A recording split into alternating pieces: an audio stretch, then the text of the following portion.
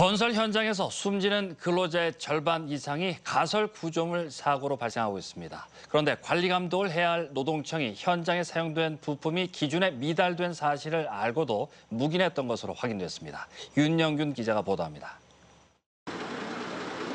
거대한 철 구조물이 엿가락처럼 휘어졌고 수백여 개의 파이프가 인도 위로 쏟아졌습니다. 지난해 1월 포항의 한 병원 증축 공사장에서 외벽 가설 비계가 갑자기 무너져 4명의 노동자가 크게 다쳤습니다. 그냥 이렇게 무너진 것 같고 이렇게 앞쪽으로 무너졌으면 저 없었겠죠. 저 밑에 깔렸겠죠. 건설 현장의 재해율은 지난 2008년 노동자 1000명당 6.3명에서 2013년에는 9.19명으로 갈수록 늘고 있습니다. 특히 지난 2013년의 경우 건설 현장에서 사망한 380여 명 가운데 절반이 넘는 200여 명이 가설 구조물에서 난 사고로 숨졌습니다.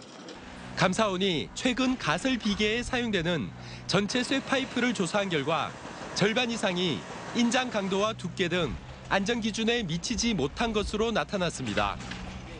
예를 들어서 이제 하나가 받는 게 10톤을 받아야 되는데 8톤이나 9톤밖에 못 받는다라고 하면은 하중을 못 견디게 되는 거죠. 그렇게 됐을 때는 이제 대형 붕괴 사고라든지 이런 사고로 이어질 수가 있거든요.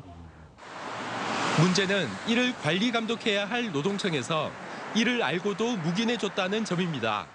대구고용노동청은 지난 2013년 비계용 쇠파이프 제조사로부터 원래 승인받은 원재료와 다른 원재료를 사용하고 있다는 서류까지 제출받았지만 아무런 문제가 없다고 결론 내렸습니다. 하지만 이 원재료의 80% 이상은 인장 강도 등이 표시조차 되지 않은 중국산으로 매년 2만여 톤, 100만여 개의 비계용 쇠파이프가 전국 건설 현장에 공급됐습니다. 인정받은 걸로 그걸 만드는지 안 만드는지 확인할 수 있는 방법이 있는데 예를 들면 비인정이 되다 그러면 못 쓰게 해야 되는데.